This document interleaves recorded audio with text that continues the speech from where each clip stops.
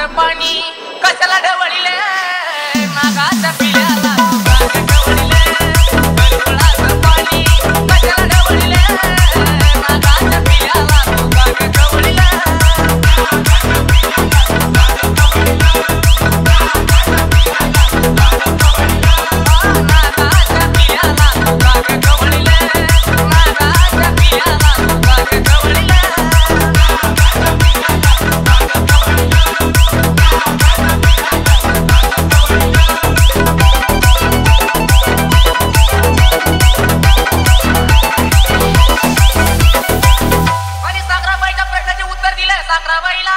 आता माझ्या प्रश्नाचे उत्तर सांगावे लागलं साखराबाईला।